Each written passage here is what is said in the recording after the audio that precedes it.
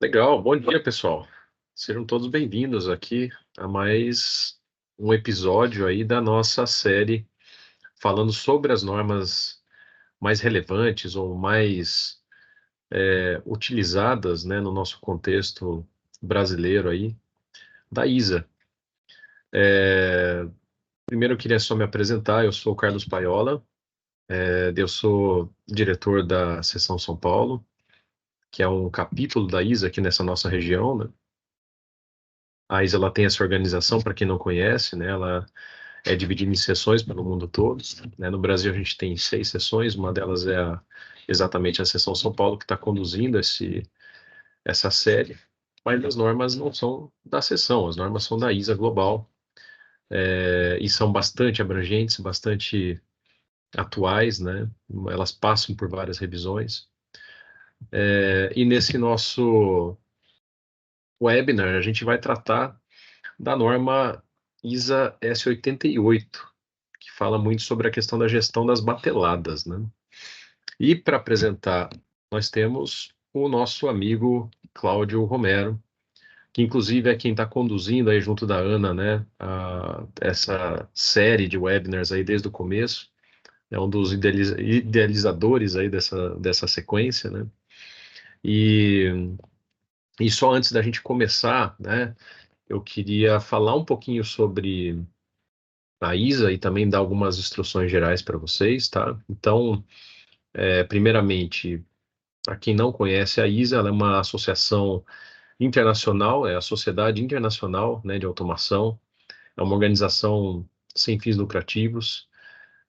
Eu, Cláudio e todos que trabalham na ISA, né, basicamente são voluntários, e ela cuida de, basicamente, promover a discussão, né, o fomento dos assuntos técnicos e que envolvam, de alguma forma, tecnologias dentro desse contexto de automação, dentro desse nosso contexto industrial.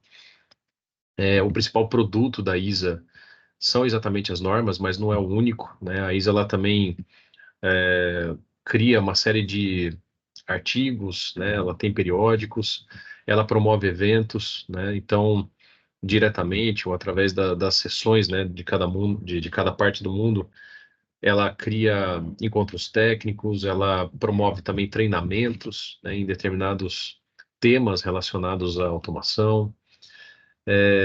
E a Seção São Paulo não é diferente, né? Então, além dessa série de webinars, a gente também tem encontros técnicos virtuais, também temos alguns encontros presenciais, como, por exemplo, o simpósio de automação que a gente faz junto da Sabesp, que vai ser lá em setembro. Então, eu convido todos que não conhecem a ISA a se interessar um pouco mais, né, por esse e que se interessarem um pouco mais aí por tudo isso que eu falei, convido todos a acessarem o site da ISA Seção São Paulo, que é o www.isasp.org.br. Depois a gente joga no chat aí para você. Não somente acessar o site, mas seguir também o nosso perfil no LinkedIn. É por lá que a gente primariamente informa todo mundo sobre os eventos, inclusive sobre os próximos episódios, né, dessa série de webinars sobre as normas da ISA. É, e é importante ressaltar que a gente está gravando esse evento e que no momento oportuno, né, acho que dentro de poucos dias aí, a gente disponibiliza depois esse episódio em formato de áudio, né, no nosso podcast. Né, essa série ela está virando é, episódios, né, seguidos aí de podcast. A gente já tem alguns lá gravados falando sobre as normas de maneira geral, já tem outro sobre a norma ISA 5.1, enfim, sobre algumas outras normas que já foram conversadas. E esse também vai virar um episódio. E a gente também disponibiliza no nosso YouTube a gravação em vídeo, tá? Sobre o webinar de hoje, eu queria que vocês, né, aproveitassem ao máximo, não se preocupem em tirar print de tela, né? Aproveitem mesmo para aprender, para observar o que o Cláudio vai passar. Se vocês tiverem comentários, perguntas a fazer, pode escrever pelo chat, né? E ao final do evento a gente vai ter o maior prazer aí de tentar atender todas as perguntas que surgirem, tá? É isso. Eu acho que basicamente é o recado que eu tinha para dar. Cláudio, eu pensei em te apresentar, mas eu acho que ninguém é melhor para te apresentar do que você mesmo. Então, antes de você começar a ter o seu discurso aí sobre a norma, eu queria que você se apresentasse aí rapidinho, para o pessoal te conhecer melhor. E é isso aí. Boa sorte. Obrigado, Carlos Paiola. Vamos lá. É, Além, então, hoje participo da ISA como diretor técnico, né? Estamos aí tocando um trabalho de divulgação das normas ISA. Hoje, eu estou como gerente de elétrica e automação na companhia Lila, que é uma empresa fabricante de máquinas para a área de torrefação de café. Estou envolvido com automação aí já há praticamente 4 décadas, então deu para acompanhar a evolução de várias áreas desse processo. Como a gente tem um tempo limitado, vamos dar vazão aqui ao nosso assunto. Basicamente, a gente vai comentar o histórico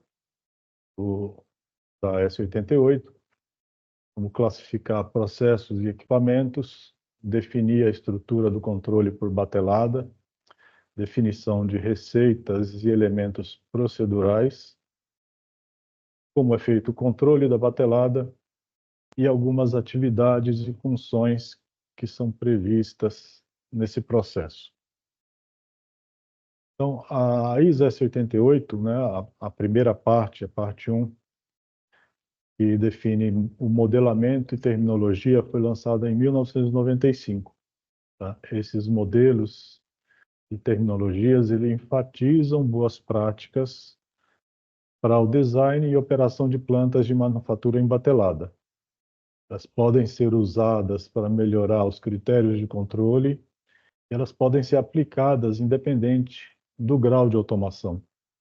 Então, não faz diferença se o seu processo é um processo complexo, é uma célula de produção mais simples. Alguma coisa você pode adotar, você pode aproveitar dessa norma. Tá? E é sempre importante frisar que essa norma ela não tem a intenção de definir um modo único, um modo correto de implementar esse controle de batelada. Tá? São sugestões de arquitetura, de padronização. Tá? A ideia é forçar o usuário, não é a ideia de forçar os usuários a abandonar o modo usado atualmente. Então, hoje, você já tem uma batelada, você tem um know-how, você tem um conhecimento do processo. A ideia é te dar ferramentas para você gerenciar melhor os seus processos. E também não é a intenção restringir o desenvolvimento da área de controle de batelada. A ideia é ajudar na estruturação desse processo para ter um ganho nos resultados. Sobre o histórico, né, como estão as últimas revisões. Então, essa norma ela é formada por várias partes. Então, a primeira parte é a 88001, ela tem a última revisão de 2010. Depois, a parte 2, definição de estrutura de dados e guidelines, né, para linguagens. Ela foi a revisão de 2001. A parte 3, generalidades, né, são relacionados a modelamento de receita, representação de sites de produção e receitas, 2013, 2003. Depois, a parte 4, registros da produção, de 2006. E a parte 5, que está em andamento, está em evolução, ainda não tem uma publicação oficial, que é a implementação de modelos e terminologia para um controle modular. Além das 5 partes, existem os technical reports, que são exemplos, né, cases de implementação utilizando essas normas apresentadas.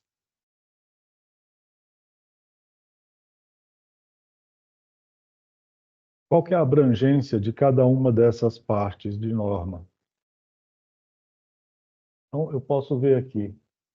A parte 1, ela é uma parte que ela é básica, ela define todo o meu conceito de célula de processo, de units, receitas e coordenação.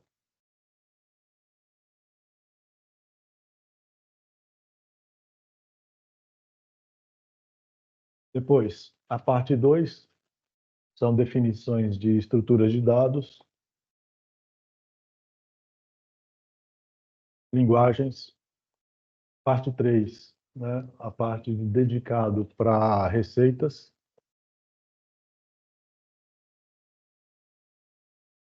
Parte 4 é registros da produção. E a parte 5, que está em desenvolvimento agora, vai ser dedicado ao controle modular. Então, iniciando, vamos definir um pouco sobre os processos e equipamentos que estão envolvidos nessa norma. Na primeira questão, eu tenho que definir muito bem os tipos de manufatura para a gente se posicionar, né, a área de atuação. Então, no caso, um processo contínuo, eu tenho uma matéria-prima que é alimentada de forma contínua, ele não depende do tempo de operação.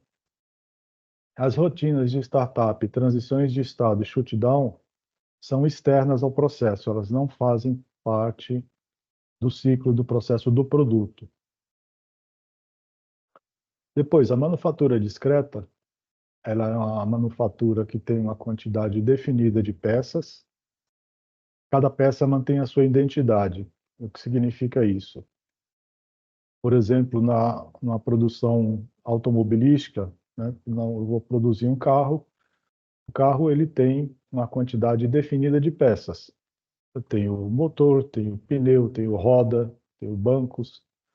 Mesmo no produto final, cada peça mantém sua identidade.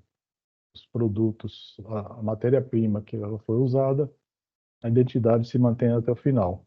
Esses produtos são classificados em lotes, né? São formados por matéria-prima, requisitos de produção e histórico de produção.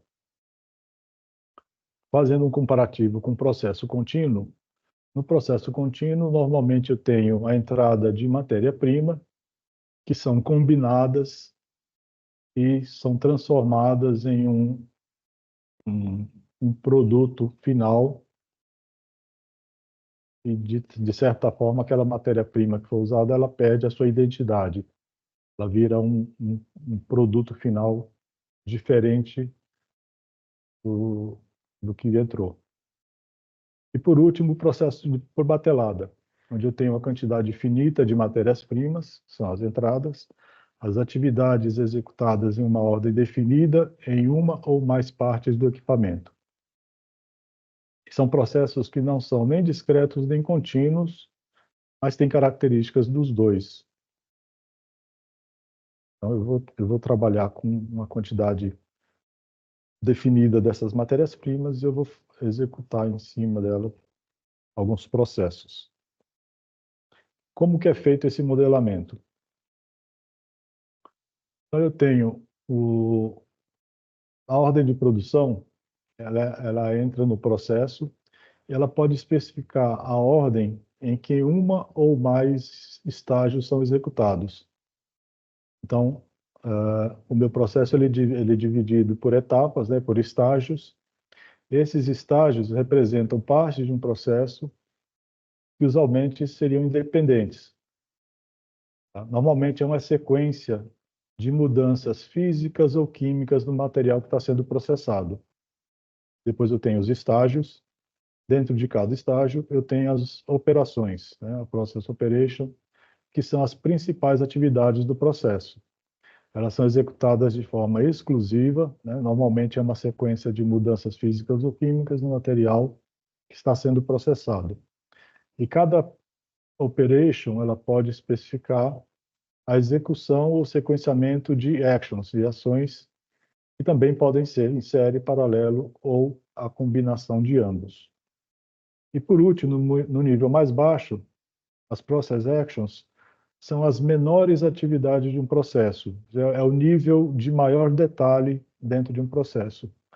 Então, o escopo de uma process action é pequeno o suficiente para que seja altamente reutilizada. Então, é um detalhe, é um nível de detalhe tão específico que você consegue definir uma action que seja generalista, que seja como se fosse uma função que fosse aproveitada em várias operations diferentes. Se a gente for colocar isso de forma prática, como que a gente pode ilustrar isso aqui? Então, por exemplo, vamos imaginar que dentro do meu processo eu tenho um estágio, né, um process stage, que se chama sterilize, né, um processo de esterilização. Dentro desse estágio, eu tenho duas operations, que é um premix e um heat, tá? Uma mistura, uma pré-mistura e um aquecimento. Então, esse estágio ele foi desmembrado em duas operações. Cada operação ela tem fases ou actions. Então, o premix ele tem uma ação que é o carregamento e depois a mistura. E da mesma forma, o aquecimento ele tem a carregamento, aquecimento e, por último, a separação. Então, dessa forma, eu consigo hierarquizar o meu processo e dividi-lo em estágios, operações e actions ou ações. Como que eu encaixo isso tudo dentro do meu modelo físico, dentro do meu processo físico? Então, eu vou ter, dentro da minha célula de processo, essa célula de processo, ela está pertencente a uma área fabril, que pode estar dividida em áreas, né? Esse parque fabril, ele faz parte de um grupo industrial, e essa célula de processo, ela é dividida em units. Cada unit, ela vai coordenar as funções dos equipamentos e control modules, equipment module e control module. Então, uma ou mais tarefas do processo podem estar alocadas na unit. Então, essas units são definidas de forma que elas vão operar independentemente uma da outra. Então, são partes independentes dentro da minha process cell, da minha célula de processo. Essas units, elas vão operar apenas uma batelada de cada vez.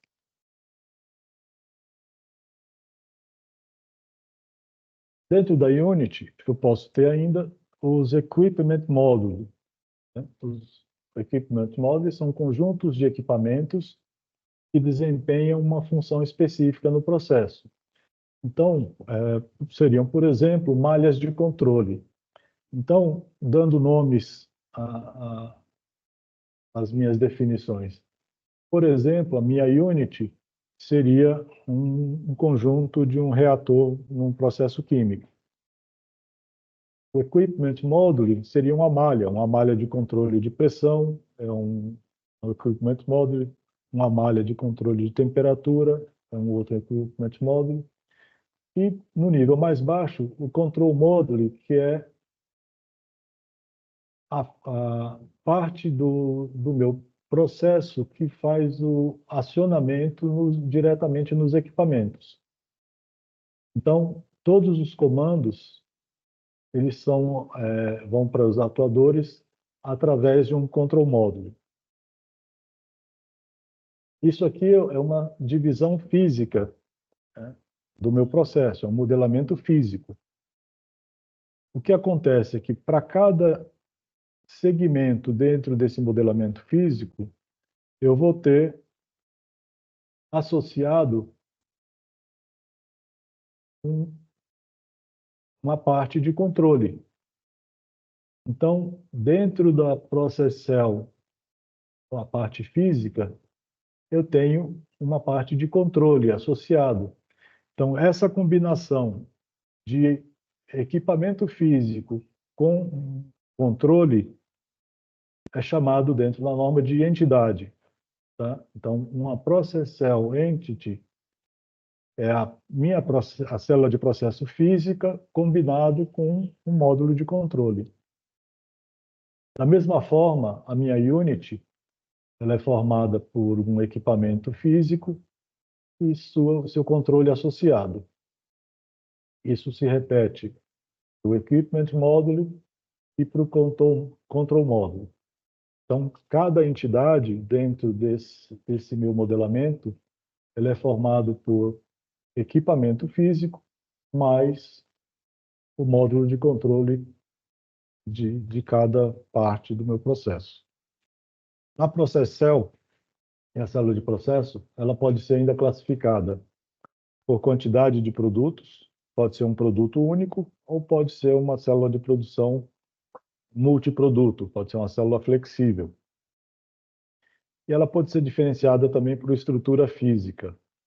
Então, a minha célula de processo pode ter um caminho único, ou seja, minha matéria-prima, ela segue um fluxo bem definido e não alterável, né? Ele é um fluxo que é fixo. Eu posso ter uma célula de processo que seria caminho múltiplo, onde eu posso ter a possibilidade de fazer a minha batelada, de executar a minha produção através de várias alternativas de caminho. Então, eu posso fazer a minha mesma batelada ou passando por uma célula nesse caminho, ou eu posso passar por outro caminho ou por um terceiro caminho. Então, são células de caminho múltiplo. E as células definidas como network, que são células de produção flexíveis, onde eu tenho a possibilidade, né, de combinações de caminhos já bem livre, que te me dá a possibilidade de combinação de várias units em sequências diferentes, me formando vários caminhos diferentes.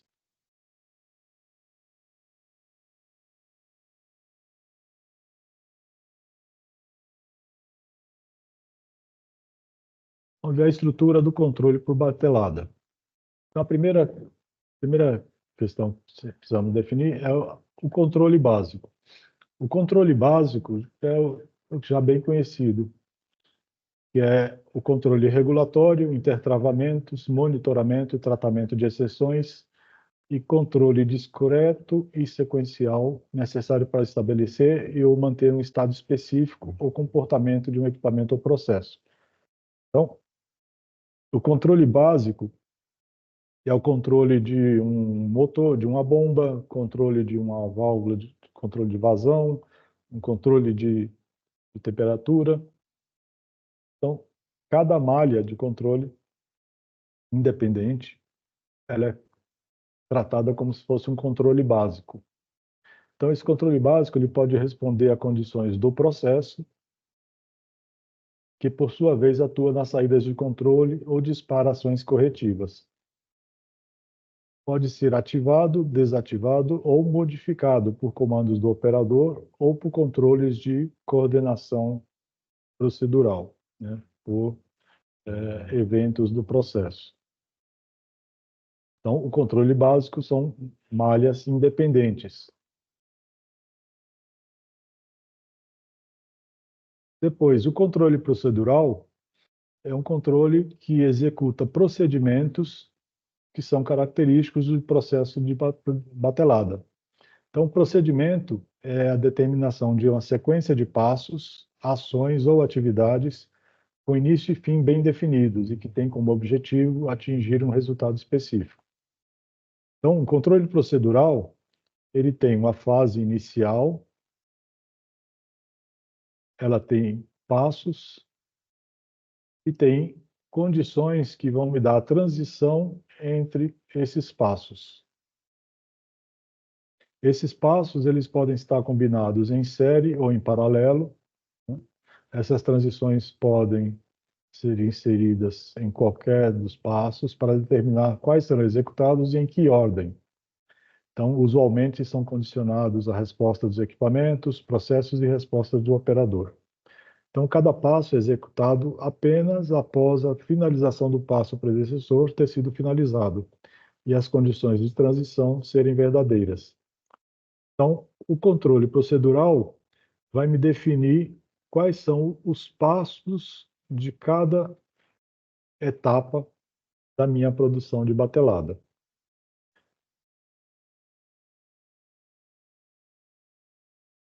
Então, esse controle procedural, ele pode agora ele ser hierarquizado da seguinte forma. Então, eu vou ter uma procedure, né, um procedimento, que é um procedimento, uma procedure do nível mais alto, que seria a definição dos passos, olhando o nível macro, que são necessários para executar aquela batelada. Dentro da minha procedure, eu tenho as unit procedures, que são as procedures de cada unit da minha célula de produção. Então, a minha procedure global, ela pode ser dividida em várias unit procedures, ou seja, são os procedimentos que estão no tratamento de matéria-prima, no reator, num sistema de resfriamento, um transporte. Então, cada unit vai ter a sua procedure dedicada. Dentro da procedure, eu tenho as operações, né? Operation. Então, como a gente viu lá, já apresentado num diagrama anterior, então, dentro do meu premix, eu vou ter as operações lá de carregamento e de mistura. E dentro da operação eu tenho as phases. A phase é o elemento de nível mais baixo do controle procedural. Tá? Então, são essas phases que fazem todo o acionamento de atuadores e o acesso ao meio físico é feito por esse nível mais baixo, são as phases. E aí, qual o relacionamento entre os modelos? Então, eu tenho aqui o relacionamento entre o modelo procedural, o modelo de controle e o modelo físico. Tá? Então, o processo ele vai ter uma procedure, o estágio ele está associado a uma unit procedure, eu tenho a operation, a operação, e por último, o process action, as ações que são implementadas pelas phases, que fazem acesso aos módulos, equipment module e control module.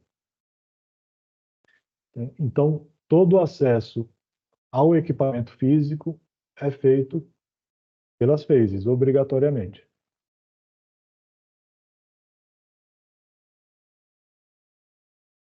Como que é feita a coordenação desse controle? Então, a Process Cell, ela faz a coordenação da execução de diferentes procedures quando contém múltiplas units, ou múltiplas bateladas ao mesmo tempo. Ela faz o controle do movimento de bateladas, que pode envolver diferentes rotas alternativas, e arbitração para a otimização do uso de recursos, tais como os recursos compartilhados. No nível mais baixo, a Unity faz a coordenação dos diversos Equipment Modules.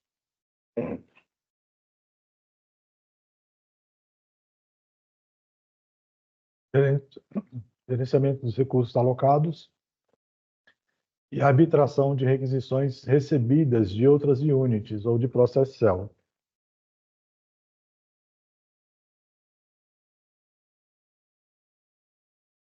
Então, uma função também da Unity é a propagação dos modos de cada equipamento ou process cell, que a gente vai ver mais para frente o que são esses modos. O Equipment Module, ele coordena os seus componentes, que são as Control Module, e faz a arbitração de requisições. Da mesma forma, o Control Module.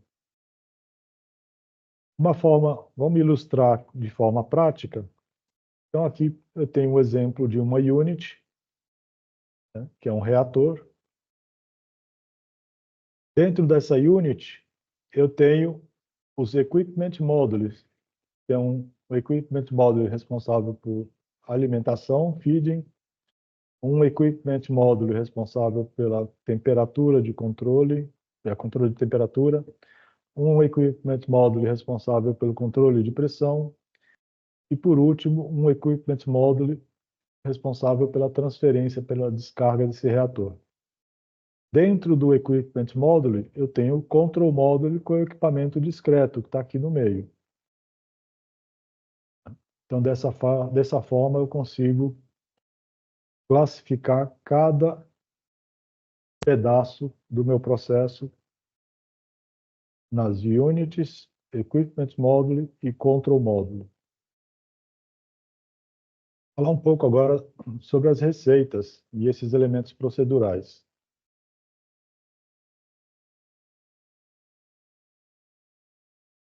A receita de uma batelada, ela também é classificada em vários níveis. Então, eu vou ter, né? Então, na verdade, eu começo tendo uma receita, que eu chamo de General Recipe, que é uma receita que tem todas as informações relacionadas ao processamento do produto. Então, o General Recipe, ele vai me definir quais são os passos da minha receita para eu executar aquela batelada, mas olhando pelo nível macro. Por exemplo, carrega tal matéria-prima em tal quantidade. Depois, carrega uma segunda matéria-prima, mistura, aquece a tal temperatura. São informações relacionadas ao produto que são independentes dos equipamentos. É um passo a passo de como eu vou produzir aquele meu produto final, independente de qual seja o equipamento usado. Então, é uma receita de nível bem global. Depois, essa mesma receita que é usada para definir a produção de um produto específico, ela pode ser usada em várias fábricas diferentes. E eu posso ter, entre as fábricas, particularidades que vão diferenciar a forma de executar essa mesma receita. Então, eu posso ter um site recipe, é a adaptação dessa General Recipe, levando em consideração características de cada fábrica. Então, ainda são informações relacionadas ao processamento no site, mas ainda assim são receitas independentes de equipamentos. Depois, esse site recipe, ela é transformada em master recipe. O master recipe já é uma receita que vai relacionar ao equipamento. O que eu vou fazer em qual equipamento, de que forma.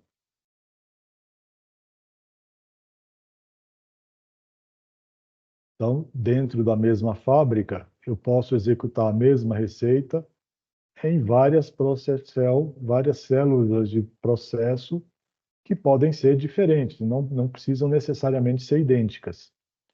Exatamente por isso, eu posso criar uma master recipe para cada process cell, para fazer aquele mesmo produto, mas usando células de produção diferentes. E por último, a control recipe. A control recipe, ela é um copy-paste da master recipe. Qual a função dela? Essa master recipe, ela é uma receita padrão. Ela não, a princípio, a partir do momento que ela está aprovada, ela está validada, ela não pode ser alterada, ter alterações significativas nela. A partir do momento que eu vou executar essa receita, ela é feita uma cópia para Control Recipe, e essa Control Recipe, durante a execução da receita, durante a execução da batelada, ela pode sofrer algumas intervenções ou pelo operador ou por eventos do processo. Então, o Control Recipe é, na verdade, uma documentação de como foi executado essa Master Recipe. Então, todo o histórico de como foi feito, ele está na Control Recipe, que originalmente era uma cópia fidedigna da Master Recipe, mas que durante a execução ela pode sofrer algumas intervenções.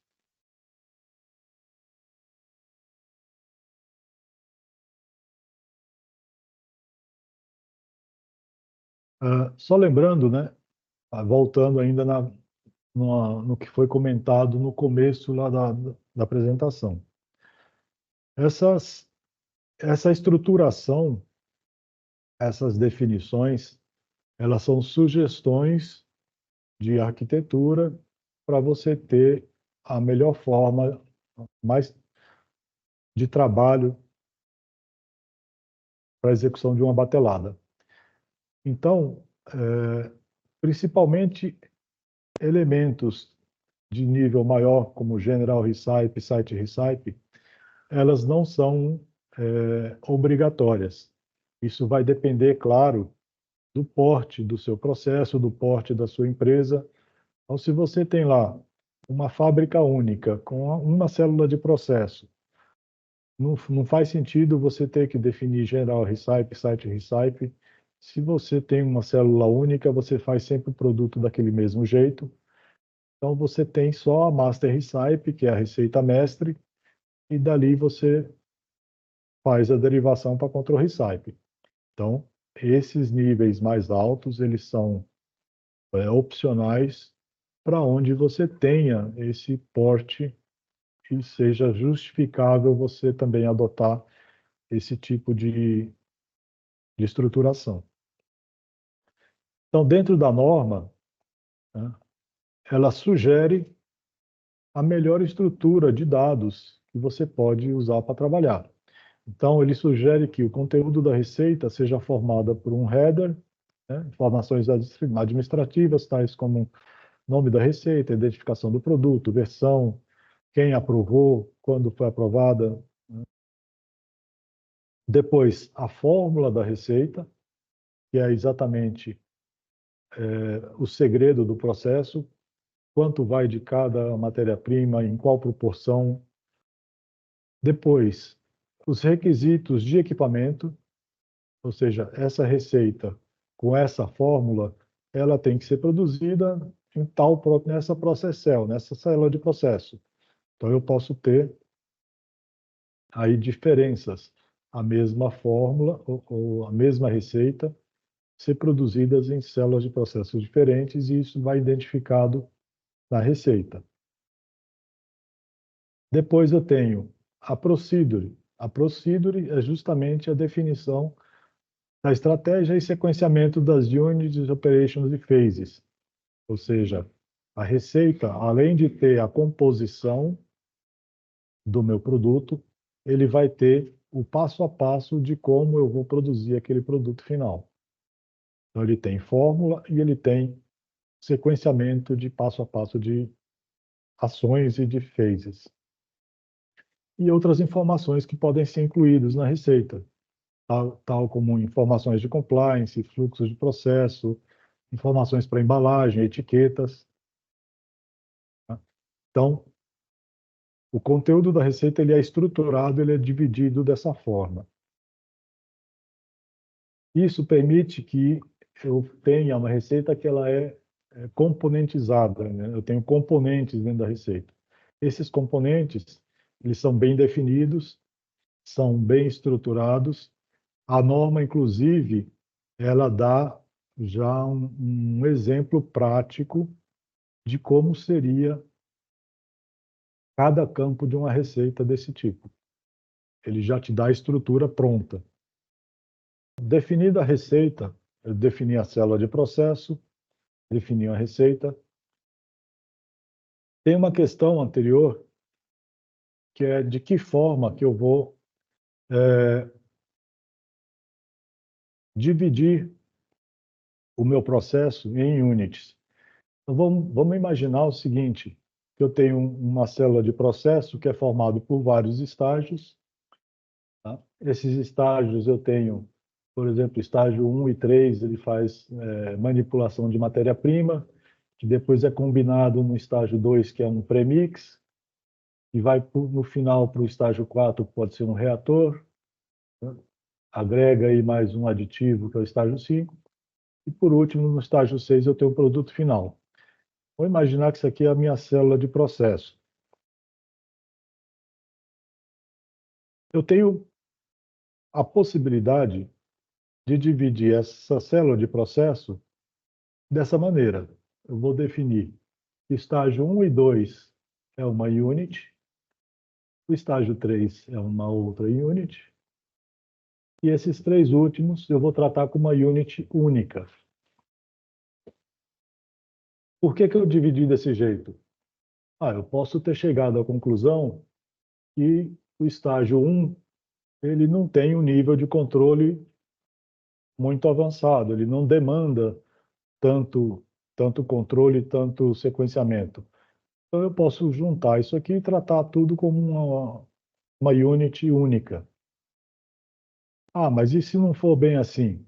Então eu posso dividir diferente. Eu posso fazer A1 separado, isso aqui como uma unit. Então, na verdade, não existe uma forma fixa de você fazer essa divisão de unit. Não necessariamente eu posso definir cada estágio ser uma unit. Eu posso chegar à conclusão que aquele estágio lá tem uma operação só e não vale a pena eu ficar tratando aquilo como unit. Eu junto e trato um conjunto como uma unit. Então, a possibilidade, ela quanto maior o seu processo, maior a possibilidade de você fazer a estruturação das units. Então, isso aqui é muito particular de cada caso. Então, cada um tem que avaliar, analisar as possibilidades do que vale a pena eu tratar com uma unit, e que não vale, o que eu posso juntar para simplificar o meu controle, o meu sequenciamento.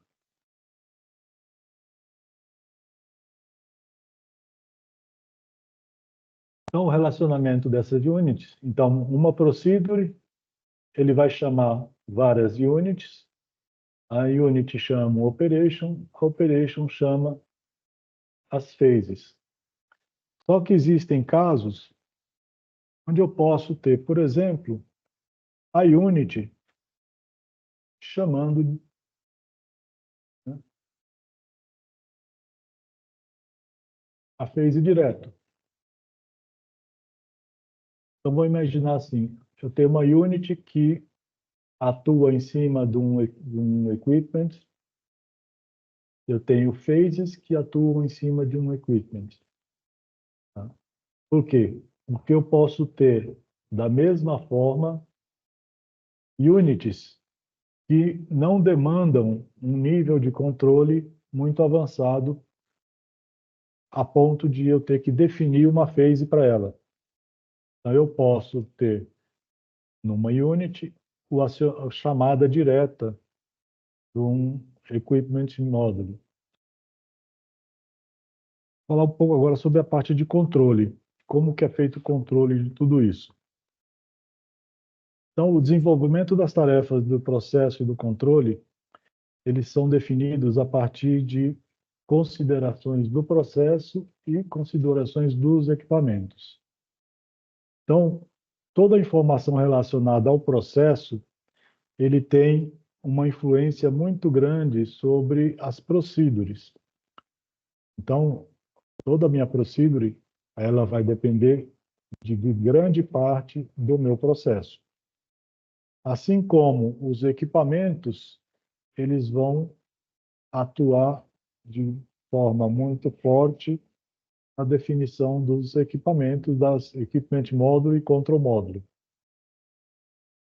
Em cima, os elementos procedurais vão gerar receitas e a consideração dos equipamentos vão gerar rotas, que isso tudo combinado vai me dar uma execução de batelada.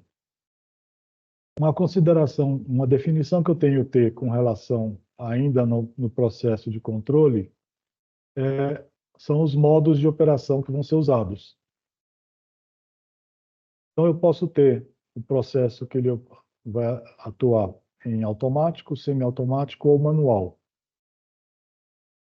Só que eu posso ter a minha procedure em automático e o meu controle básico em automático. Qual que é a diferença?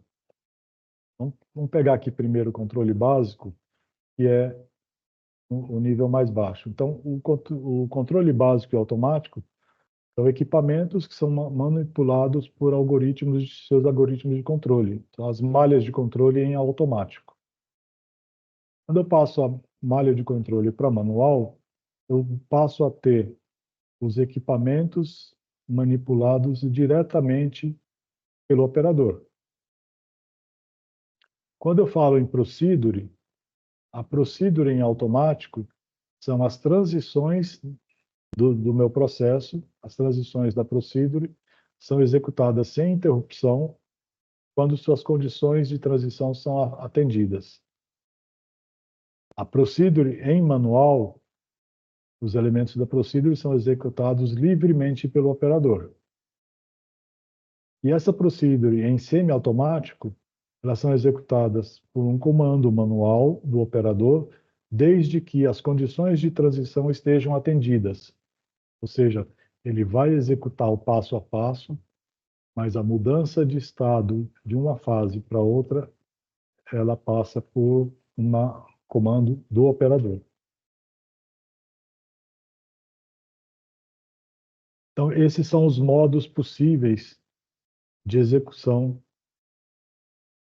do meu controle, do meu processo. Os estados que são definidos para as entidades. Então, eu posso ter, no caso de equipamentos, eu posso ter o equipamento no estado ligado, desligado, falha, aberto, fechado. Então, por exemplo, um equipamento seria uma válvula, um motor. Eles vão ter estados que estão relacionados ao controle básico. Já os estados de um elemento procedural, de uma procedure, eles são estados do meu sequenciamento. Então, a minha procedure ela pode estar em idle, pode estar em running, holding, held, paused, stopped, aborted, complete. Ou seja, aquele meu sequenciamento ele pode estar em qualquer uma dessas fases aqui. Com relação ao tratamento de exceções, né? Então, um evento que ocorre fora do comportamento normal ou desejado é chamado de exceção. Então, o que seria uma exceção? Problemas no produto ou no processo, falhas em equipamentos de controle e condições de risco. Então, esse gerenciamento dessas exceções ele pode ocorrer em qualquer nível do modelo e ele tem que ser tratado ou pelo controle básico ou pelo controle procedural. Então, no controle básico, ele vai afetar o modo e o estado do equipamento e suas procedures através de interlocks, alarmes, interação com o operador e gerenciamento das ações. Então, por exemplo, falhas em equipamentos, eles vão levar o próprio equipamento para uma condição de falha e pode levar a procedure para o modo de hold. Ele vai parar aquele sequenciamento. Já o controle procedural, ele trata as exceções que requerem a interrupção da sequência normal, direcionando para um estado específico. Então, por exemplo, rotina de shutdown.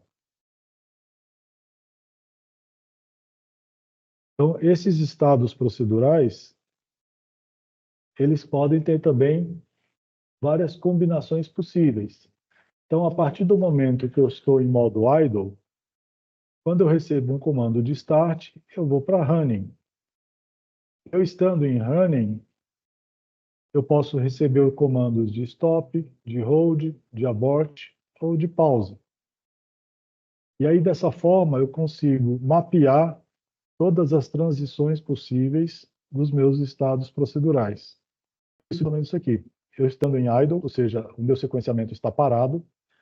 A partir que eu recebo o comando de start, eu vou entrar em modo running. Modo running, ele vai executar passo a passo, de acordo com as transições que são apresentadas no meu sequenciamento. Falar um pouco agora sobre o agendamento das bateladas, né? Essas bateladas, elas podem ser agendadas a partir de que eles chamam de campanha. Então, uma campanha seria uma série de bateladas que podem ser executadas em células de processos diferentes. Então, uma campanha, ela pode gerar várias bateladas, e essa batelada, ela vai identificar o que vai ser produzido, em que quantidade, receita a ser utilizada e quais os equipamentos, né, os units, que podem ser selecionados para essa execução. Então, o horizonte de tempo depende da velocidade do processo, pode ser medido em minutos, horas, turnos ou dias. Tá? É baseado nos recursos e requisitos da célula de processo, e os caminhos possíveis podem ser determinados quando o agendamento é gerado. Então, eu posso, a partir de uma ordem de produção, definir a receita que vai ser executada e em qual rota, em quais células de processo isso vai ser executado. Por último, o registro de informações da produção. Então, toda produção que é executada, toda batelada que é executada, ela tem a necessidade de registro dessas informações para rastreabilidade futura. Então, a norma define que você precisa registrar dados da batelada, dados comuns do processo, o histórico, que é a combinação dos dois, e a classificação disso em relatórios. Falar um pouco mais sobre a atividade de modelamento, né, do controle. Então, todas essas definições, todos esses controles que foram apresentados, eles são executados a partir de funções, né, de módulos que são implementados com objetivos específicos. Então, eu vou ter uma função que vai gerenciar receitas, uma função que vai cuidar do planejamento e schedule, agenda dessas receitas, dessas bateladas, um módulo, uma função que vai fazer gerenciamento de informações da produção, gerenciamento de célula do processo, supervisão da unit e, por último, o controle final do processo, que é o controle básico. Então, tenho um pouco mais de detalhes sobre o que faz cada função, né? Então, no gerenciamento da receita, quais são as atividades básicas, né? A partir de uma General Recipe, definir um site Recipe, uma Master Recipe, e, por último, transferir isso para o gerenciamento do processo.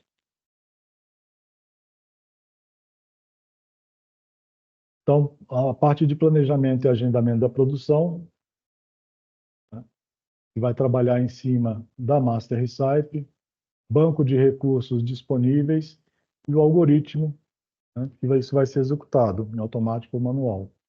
Então, as funções típicas desse agendamento é criação da agenda, baseada em algoritmos e informações gerais, né, do processo, revisão da agenda, intervenções manuais no agendamento, alocação de recursos, procedimento ou método de determinação dos tamanhos de bateladas e validação do agendamento, baseado em critérios já definidos no processo.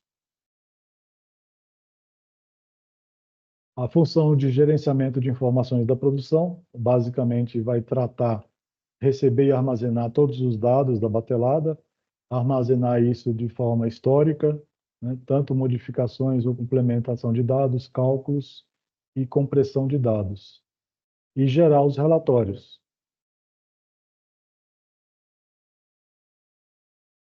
Na ProcessCell, eu tenho também várias funções, né, que vai ser controlar, cria a control recipe a partir da informações da master recipe, vai criar um batch ID para essa batelada, vai fazer o dimensionamento do control recipe de acordo com a quantidade solicitada, né, e vai iniciar essa batelada tendo a possibilidade de ainda de ter manipulações durante a execução. Tá? Gerenciamento de recursos e gerenciamento e coleta dessas informações de produção. A supervisão da unit, tá? Determinar quais procedures são executadas, execução dessas unit procedures, operations e phases, né? Iniciação e parametrização dos equipments e a possibilidade de intervenção manual nas procedures na unit. Faz também o gerenciamento dos recursos e coleta das informações. E, por último, o controle do processo. A função de controle do processo é a função que garante a propagação dos modos e estados para Unity, Equipment Modeling, e faz a intervenção manual na execução. Então, é esse controle do processo que é responsável pelo controle básico, que faz a execução e controle das malhas, né? Função que provoca mudanças em equipamentos e estados do processo, enviando comandos para atividades e control módulos. Então, é responsável pelo controle básico e o gerenciamento também e coleta de informações que vão para o histórico. Bem, pessoal, estamos aí no limite do horário. A questão do conteúdo, ele é muito extenso, então realmente é um desafio a gente conseguir passar o máximo de detalhe possível num prazo aí limitado. E, na verdade, a intenção aqui é deixar, né, já disponível para quem tem interesse futuro, já ter uma noção de para onde você tem que correr. Tanto nessa própria apresentação você conseguir ver com mais calma, ver com mais detalhe, e no acesso às normas, né, e através de consulta também com o pessoal da ISA, você conseguir se aprofundar um pouco mais nesse assunto. Tá? Eu espero aí que tenha atendido aí parte aí da expectativa de pelo menos apresentar do que se trata, né, essa norma, e deixar uma semente aí para quem quiser detalhar um pouco mais e avançar nesse assunto, a gente está disponível para ajudar. Okay? Legal, Claudião. Parabéns aí pela apresentação. Foi, acho que bem abrangente, né? Bastante interessante aí para quem se interessa, obviamente, pelo tema da batelada, né? E vale lembrar que para quem quiser ter acesso à norma, né? Se você for membro da ISA, você consegue, sem nenhum custo, né, acessar online as normas, né? Não só a S88, como as outras normas da ISA também. E se você quiser adquirir, baixar e tudo mais, você tem um valor especial também. E mesmo que você não seja membro, você também pode fazer isso, claro, mas tem um custo maior. Isso pode ser feito direto, né, no site da isa.org, para quem tiver interesse. A gente já passou aqui do meio-dia, né? A gente já está com o tempo contado, então eu não sei se vai ter muito espaço aí para a gente seguir para perguntas, mas se alguém tiver alguma, sinta-se à vontade aí para fazer. E a gente aproveita a presença do Claudião aqui para poder resolver qualquer dúvida que tenha. Enquanto isso, só ia comentar que a gente tem uma agenda, né, com mais normas aí a serem tratadas, né, durante o ano. Então, como eu disse no começo do evento, fiquem ligados aí nas nossas mídias sociais para você saber mais ou menos o sequenciamento, as datas, não perder nenhum detalhe, tá? Na verdade, eu tenho uma dúvida, Cláudia, não sei se Pois não. você pode me ajudar aqui. Sim, Uma das coisas que eu vejo, assim, além de trabalhar aqui na ESA, eu também trabalho numa empresa que fornece software, né, para a indústria. E a gente tem até lá uma tecnologia para gestão de bateladas, né? perfeito. E uma das coisas que mais, acho que desperta interesse dos clientes, geralmente é buscar dados, né, dessas execuções das bateladas para fazer um estudo depois de busca da Golden Batch, né, de comparar resultados de diferentes bateladas para verificar o quão eficaz, né, cada uma delas for e tentar, a partir disso, definir os melhores parâmetros aí da receita, né, para poder chegar naquilo que seria a batelada perfeita, né? Perfeito. A norma, ela chega a tratar esse tipo de tema, falar sobre essa questão da Golden Batch? Sim. Na verdade, a partir do momento que ela define para cada nível hierárquico do controle, aquelas production information.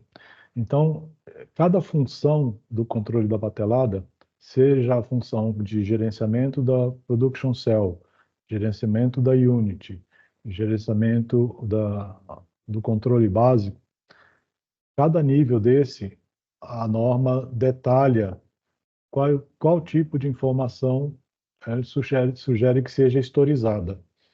Então, como toda a informação que é registrada, ela está classificada também por área e por nível hierárquico, você consegue fazer todo tipo vamos dizer, de benchmark, tanto de célula com célula, unit com unit, master recipe com master recipe.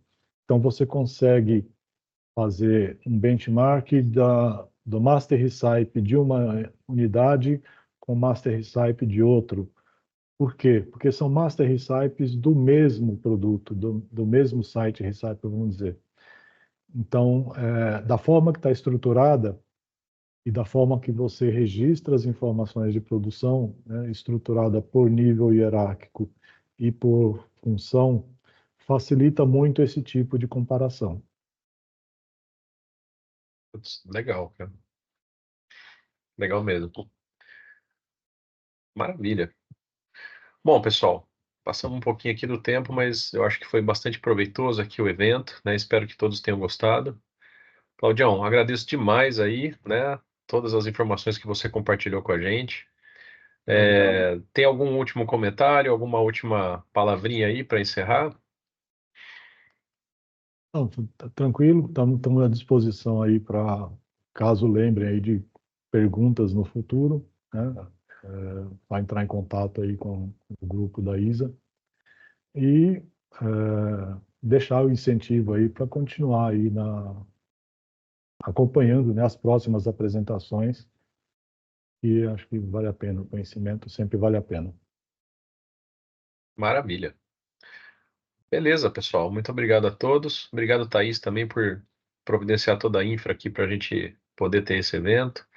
E a gente se vê nas próximas versões aí. Até breve. Grande Então, abração. obrigado a todos. Falou.